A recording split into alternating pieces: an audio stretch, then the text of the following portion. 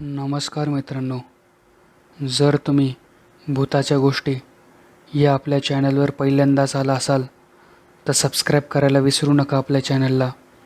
आणि हो, bell notification पण दाबायला विसरू नका. आपल्यापैकी अनेक जण काम करत आपले शिक्षण पूर्ण करण्याचा प्रयत्न करतात. मीही असाच एक पार्ट टाईम काम करत होतो. दिवसभर कॉलेज करून रात्री शेजारच्या काकांची रिक्षा चालवायचो. थोडीफार कमाई व्हायची. जितके जास्त काम तितकेच पैसे. त्यामुळेच कामातून वेळेचे भान राहत नसे. अभ्यासाचे साहित्य जाताना रिक्षामध्येच ठेवायचो, म्हणजे कस्टमर येईपर्यंत थोडा अभ्यास. पण एकदा असं काही अनुभवायला येईल की ज्याने माझं आयुष्यच बदलेल असं वाटलं नव्हतं. 2 वर्षापूर्वीचा तो दिवस, ऑगस्ट 2015, शुक्रवार. त्या दिवशी सकाळपासूनच जोराचा पाऊस सुरू होता. शेवटी पावसाचे दिवस. माझा नेहमीसारखा सायकलवरून कॉलेजला जाण्याचा प्रवास सुरू झाला. धो-धो पाऊस असा काही बरसत होता, जणू पावसाळ्याचा सगळा स्टॉक आजच पूर्ण करणार आहे. आणि भरीत भर म्हणून त्यात 4 वेळा सायकलची चेन पडली. कॉलेजवर पोचायला चांगलाच वेळ झाला होता. वर्गात यायची परवानगी मागितली तसेच सरांनी माझ्याकडे एक कटाक्ष नजर टाकली आणि माझ्यासमोर हात जोडले आणि एक वेळीच स्माईल देत म्हणाले, फक्त 5च मिनिट शिल्लक आहेत. माझे तास संपेपर्यंत आपण बाहेरच उभे राहावे ही नम्र विनंती. त्यांचं बोलणं ऐकून खूप बेकार वाटलं, पण नाईलाज. सरांनी हात जोडले मला. तेच बघून मला खूप जास्त वाईट वाटले. तास संपला आणि आता गेलो तर गर्लफ्रेंडबरोबर थोडा वाद झाला, कारण तिला कॉल करून रात्री 12 वाजता बड्डे विश नाही केला. ती तशीच पाय आपटत निघून गेली. समजूत काढण्याचा प्रयत्न व्यर्थ. बाहेर कट्ट्यावर आलो तर मित्रांसोबत पण वाद, कारण कोल्हापूर शहरापासून 68 किलोमीटर अंतरावर बरके धबधबा पाहायला जायचे बेत होता. मीच तो ठरवला होता आणि आज नेमका मीच उशिरा आलो. कदाचित यामुळेच लहानपणापासून मला सर्व विसरभोळा म्हणत. माफी मागून काहीच उपयोग झाला नाही. कुत्र्याची शेपूट वाकडी ती वाकडीच, जी त्याची खोड मेल्याशिवाय जाणार नाही, यासारख्या म्हणींचा वर्षाव झाला. तसा मी तिथून बाहेर पडलो. पाऊस होताच. आजचा दिवस खूप बेकार गेला, पण त्याहून वाईट पुढे नशिबाने लिहून ठेवलेले होते. घरी पोचलोच, पण आज कोणाशी वाद घालायचा नाही असे निश्चित केले. रात्र झाली म्हणजे ड्युटीची वेळ झाली. त्यामुळे घरी जाऊन मोबाईल चार्जिंगला लावला आणि आईने तयार केलेले जेवणाचे ताट संपवून काकांची वाट पाहत होतो. 11 वाजून गेलेले. त्या दिवशी त्यांना यायला थोडा वेळच झाला होता. मी पण फ्रेश झालो आणि रूमच्या लाईट बंद करून त्यांच्याच घरी गेलो. रिक्षाची किल्ली माझ्याकडे देत ते म्हणाले, संजू, आज पाऊस जास्तच पडतोय, सांभाळून जा. हो काका म्हणत रिक्षा स्टार्ट केली आणि आमच्या नेहमीच्या शॉपवर आलो. पाऊस म्हणजे भरलेली बादली वरून एकसारखी होतावी असा बरसत होता. आज लोकांची वर्दळ देखील कमी होती. 11:30 ते 11:45 वाजले असतील. खांबावरील दिव्यांच्या प्रकाशात आकाशातून कोसळणाऱ्या पावसाच्या सरी आणखीनच रौद्र दिसत होत्या. आज दिवसभर झालेल्या घटनांनी अभ्यासाचा अजिबात मूड नव्हता, म्हणून बारीक आवाजात किशोर कुमार साहेबांची गाणी ऐकू लागलो. इतक्यात कोणतरी हाक दिल्याचा पुसट आवाज कानावर पडला. मी मान बाहेर काढून पाहिले तर रस्त्याच्या दुसऱ्या बाजूला एक बंद दुकानाच्या पायरीवर आडोशाला उभा एक माणूस मला हात करून बोलवत दिसला. मी रिक्षा सुरू करून त्याच्याजवळ गेलो. 50शीतील तो इसम, छानसा पांढरा शर्ट, तशीच पॅन्ट, हातात छत्री. मी जवळ जाताच डोळ्यावरील चष्मा नीट करत झटकन रिक्षात बसत म्हणाला, MIDC फाटा. त्याला घेऊन मी त्याने सांगितलेल्या ठिकाणी निघालो. कुई कुई करत वायपर काचेवर बसणाऱ्या पावसांच्या थेंबांना बाजूला करत होता, तर मी रिक्षातल्या आतील बाजूच्या काचेवर येणाऱ्या पाण्याचे थेंब कापडाने स्वच्छ करत म्हणालो, दिवसभर पावसाने पार वाट लावली आहे. आजचा पावसाने पंचगंगा नदीला महापूर येणार असं वाटतंय. त्याने फक्त हां एवढे मोजकेच उत्तर दिले. काचेतून त्याच्याकडे पाहताना मनात म्हणालो, चायला काय बोरिंग माणूस आहे हा. आणि किशोर कुमार साहेबांचा आवाज वाढवून शांतपणे रिक्षा चालवू लागलो. काही वेळाने माझ्या लक्षात आले की तो माणूस आरशातून एकटक माझ्याकडे पाहतोय. मी पण समोरच्या आरशातून त्याच्याकडे पाहत स्माईल दिली, पण चेहऱ्यावरील कसलीच भावना आणता तो तसाच पाहू लागला. शहरं मागे पडली आणि आम्ही कोल्हापूर शहराच्या पूर्वेकडील हायवेला लागलो. हायवेवरही आज वाहने फारशी नव्हती. कदाचित पावसाचाच परिणाम असावा. कधीतरी एखादा मालवाहतूक ट्रक जवळून भरधाव वेगाने निघून जाताच वेगात फिरणाऱ्या टायर्सचा मधून स्प्रेसारखा पाण्याचा फवारा तयार व्हायचा. कधी एखादी चारचाकी आलिशान मोटर बाजूच्या नारंगी इंडिकेटर चमकवत निघून जायची. पुलावरून पलीकडे गेलो तर त्या रस्त्याच्या कडेला उताराला मोटरसायकल ढकलत जाणाऱ्या दोघांपैकी एक हात करत होता. आरशातून मागे पाहता मी हलकी स्माईल देत त्या पॅसेंजरला म्हणालो, ढकलतच चाललेले, पंक्चर झाली असणार. असल्या पावसात एखादी रात्री गाडी ढकलणे म्हणजे लय बेकार अनुभव. माझ्या बोलण्यावर त्याने काहीच प्रतिक्रिया दिली नाही. तो तसाच तिरक्या नजरेने माझ्याकडे पाहत होता, जसा कधी माणूस पाहिलाच नाही. मी पुढे जात हात करणाऱ्याजवळ रिक्षा थांबवली तर ते माझे मित्रच निघाले. काय रे विन्या, काय झालं? मी माझी मान रिक्षातून किंचित बाहेर काढत विचारले. तसा तो एकदम खुश झाला आणि म्हणाला, खरंच रे, देवासारखा आलास. फिल्मचा शेवट 9 ते 12चा शो बघून येत होतो रे. पुलावर आलो आणि नेमके पेट्रोल संपले. त्याचे बोलणे ऐकून मी म्हणालो, तुमची तर कायमची बोंब. थांब, गाडीतले थोडे पेट्रोल देतो. तसा तो म्हणाला, अरे तुझा मोबाईल कुठे आहे? तुला विचारायला तुझ्या गर्लफ्रेंडचा फोन येऊन गेला आम्हाला. तिचा बड्डे आहे ना, तिचा फोन का उचलत नाहीस? त्यांचं बोलणं ऐकून डोकंच फिरलं. उद्या कॉलेजला गेल्यावर काही खरं नाही माझं. मोबाईल घरी विसरला होता आणि तोही सायलेंटवर होता. मी काही बोलण्याच्या आत तो पुन्हा विचारू लागला, एकटा कुठे जातोयस? त्याचं बोलणं ऐकताच मी मागे पाहत म्हणालो, एकटा कुठे आहे रे? पॅसेंजर आहे ना मागे. पण मागे कोणीच नव्हतं. झटकन खाली उतरलो. आजूबाजूला पाहिले पण तो माणूस कुठेच दिसत नव्हता. अरे, एक माणूस होता, त्याला घेऊन चाललेलो. त्याच्या आईला इतक्यात पळून गेला. तुम्ही गाडी ढकलत आहात हे मी त्या पॅसेंजरला सांगितले होते. माझे बोलणे ऐकून विनोद जरा वैतागतच म्हणाला, मी तुझ्या रिक्षाला खूप लांबून बघितले होते. मला तर कोणीच उतरून गेलेले दिसले नाही. माझे डोके चक्रावले. इतका वेळ त्या माणसासोबत मी बोलत होतो आणि इतक्यात कुठे गेला? शक्यच नाही.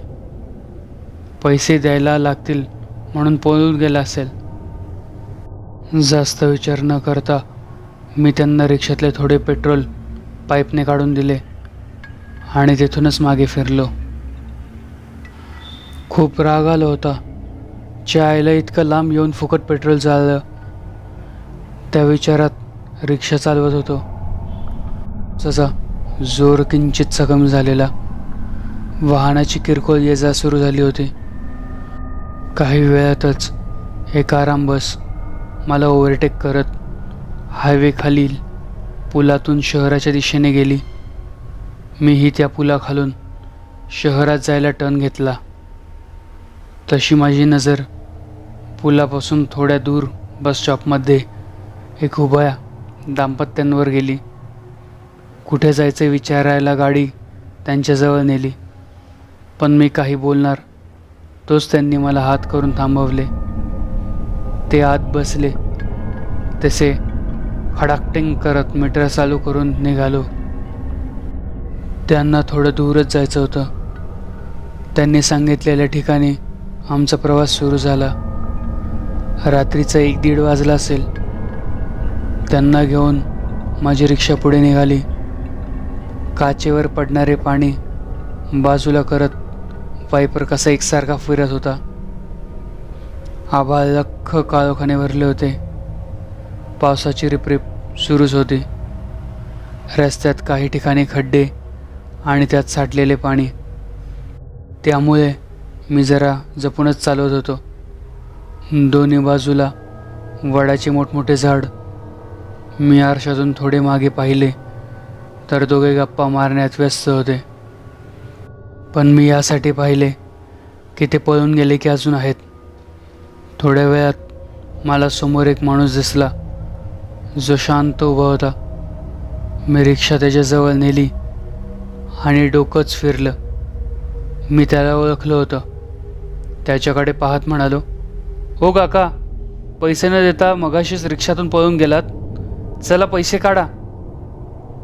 रिक्षात बसलेले दाम्पत्य थोडे घाबरले. पण मी घडलेला हकीकत त्यांना सांगितली. तसे दोघेही त्या माणसाला पैसे देण्यासाठी बोलू लागले. "हो काका, माणूस बघितला नाही का कधी? खूप झाला, पैसे काढा, चला लवकर." माझे बोलणे ऐकून त्याच्या चेहऱ्यावर काहीच भाव दिसत नव्हता.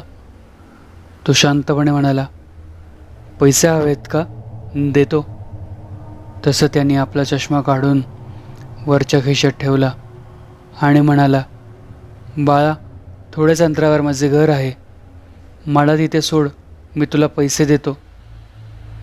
त्याच्या या केविलवाणा चेहरा पाहून मीही तयार झालो. पण मध्येच वरच्या आरशातून मागे पाहताच ते सर्व असल्याची खात्री करू लागलो. पण ते काका तसेच माझ्याकडे त्या आरशातून पाहत होते. काही अंतर पुढे एका अरुंद पूल होता. पावसाचे पाणी त्या पुलाखालून वाहत होते. त्याच्यातच पावसाळी बेडकांचा कर्कश आवाज. खूपच भयानक वातावरण होते. इतक्यात त्या काकांनी मला गाडी थांबवायला सांगितली.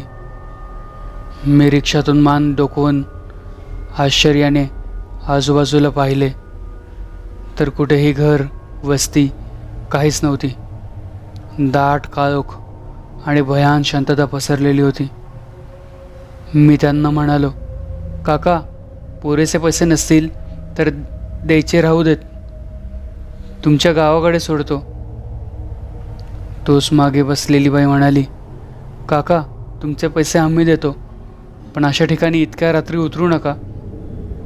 पण त्यांनी काहीच ऐकले नाही. शेवटी ते उतरलेच. चष्मा घालत त्यांनी खिशातून पाकिट काढले. पण पैसे काढताना त्यांच्या हातातून 10 रुपयाची एक नोट खाली पडली. ते खाली वाकणार तोच मी म्हणालो, "थांबा काका, मी उचलतो." मी खाली वाकून नोट घेणार तोच काळजात चरकन झालं. भीतीने अक्षरशः घाम फुटला. जीव आता जातोय की काय अशी अवस्था झाली. कसलाच विचार न करता रिक्षा चालू केली आणि सुसाट निघालो. मागे बसलेले दाम्पत्य मला आश्चर्याने म्हणाले, अहो अचानक काय झाले तुम्हाला? मगापासून पैसे द्या म्हणून त्यांच्याशी भांडत होता ना, आणि आता तसेच चाललाय? निदान पैसे तरी घ्यायचे त्यांचे. आरशातून त्यांच्याकडे पाहत म्हणालो, कोणीच मागे त्या माणसाकडे बघू नका. येथून बाहेर पडूया, मग सांगतो. माझे बोलणे ऐकताच दोघेही म्हणाले, काय झालं? इतके का घाबरलात तुम्ही? काही नाही. चेहऱ्यावरील भीती लपवत मी म्हणालो. त्या दोघांनी माझे वागणे विचित्र वाटत होते. एकमेकांकडे ते पाहत ते शांत बसून राहिले. मी आरशातून त्यांच्याकडे पाहत म्हणालो, भाऊ, या रस्त्यावर काही ॲक्सिडेंट वगैरे झाला आहे का? माझे बोलणे मध्येच थांबवत त्या बाई म्हणाल्या, समोर कोणीतरी आहे. मी रिक्षाची लाईटच्या प्रकाशात समोर पाहिले. काही समजायच्या आतच त्या बाई पुन्हा म्हणाल्या, अहो, हे काका मागचे उतरलेले होते ना, मग इतक्या पुढे कसे आले? वायपरने काचेवरील पाणी बाजूला करत पाहिले आणि काळजाचा ठोकाच चुकला. अंगावर सरकन काटा उभा राहिला. अंग थरथरत होते, पण तसेच धाडस करत मी आरशात पाहत मागे बसलेल्या नवरा बायकोला म्हणालो, बाईसाहेब, तुम्ही अजिबात घाबरू नका. भाऊ, तुम्ही बाईसाहेबांचे डोळे बंद करून दाबून ठरा. आणि भाऊ, तुम्ही पण तुमचे डोळे गच्च बंद करा. कोणीही त्यांच्याकडे चुकून पण बघू नका. देवाचे नाव घ्या, आता तोच तारेल. म्हणत मी गाडीचा वेग वाढवला. मी त्या दोघांना धीर देत होतो, पण खरं तर मीच आतून हादरलो होतो. रस्त्यावर तोच माणूस उभा राहून हात करत होता. त्याला पाहण्याचे धाडस होत नव्हते, पण मन ऐकत नव्हते. थोडे धाडस करून तिरक्या नजरेने बघितले. अचानक तो आपल्या रक्ताने बरबटलेला चेहरा अकराळ विक्राळ करून कणू लागला. खालचा जबडा तुटून लोंबत होता. त्याचं अंग चिरडल्यासारखं जखमांनी भरलेलं. पांढरा शर्ट रक्ताने आणि चिखलाने पूर्ण भिजलेला. चष्म्याच्या काचा फुटून दोन्ही डोळ्यांमध्ये घुसल्या होत्या. त्याची ही अवस्था पाहून वाटलं की एक दोन नव्हे तर कित्येक अवजड वाहनांखाली सापडून त्याच्या शरीराच्या चिंधाड्या झाल्या असाव्यात. जोरजोरात कणत लंगडत लंगडत चालत आपल्या रक्ताळलेल्या चेहऱ्याने माझ्याकडे पाहत म्हणाला, थांब रे, तुझे पैसे द्यायचे आहेत ना? त्यांची भयानक अवस्था आणि त्याचे विद्रूप हास्य ऐकून मेंदूत चिंजण्या आल्या. मागे बसलेल्या त्या बाईचे डोळे बंद असूनही थरथरत अक्षरशः घाबरून रडू लागली. पण काही विचार न करता रिक्षाचा वेग तसाच ठेवला. डाव्या बाजूच्या आरशातून मागे पाहिले तर तो अजूनही आमच्या मागे येत होता. मागे बसलेले दोन्ही पती पत्नी अक्षरशः हादरून गेले होते. आपल्या नवऱ्याला बिलगून त्या बाई रडत होत्या, पण थरथर कापत होत्या.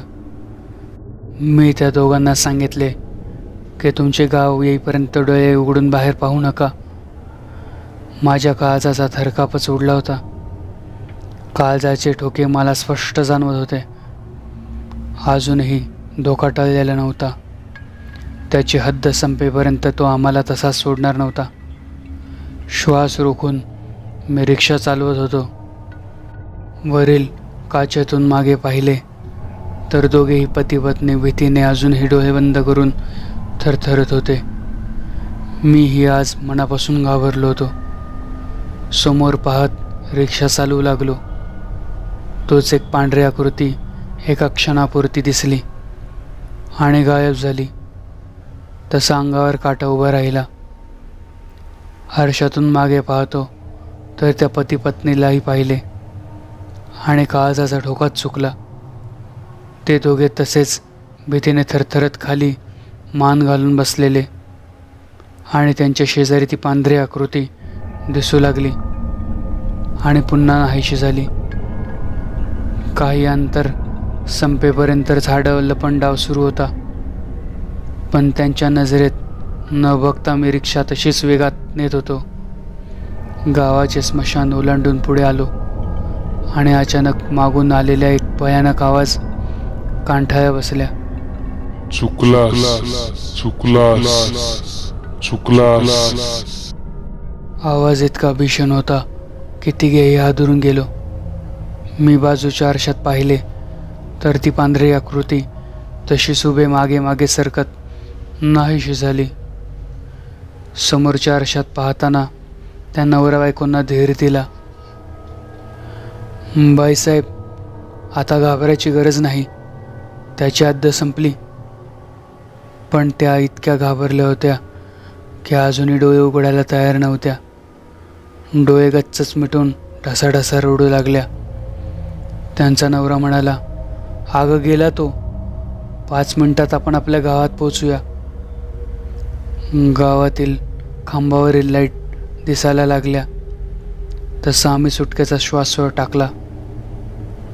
त्यांनी मला सांगितले, अहो त्या ठिकाणी नेहमी अपघात घडतात. परवाच एका अपघातात 2 जण जागेवरच संपलेत. पण तुम्हाला कसे समजले ते भूत आहे?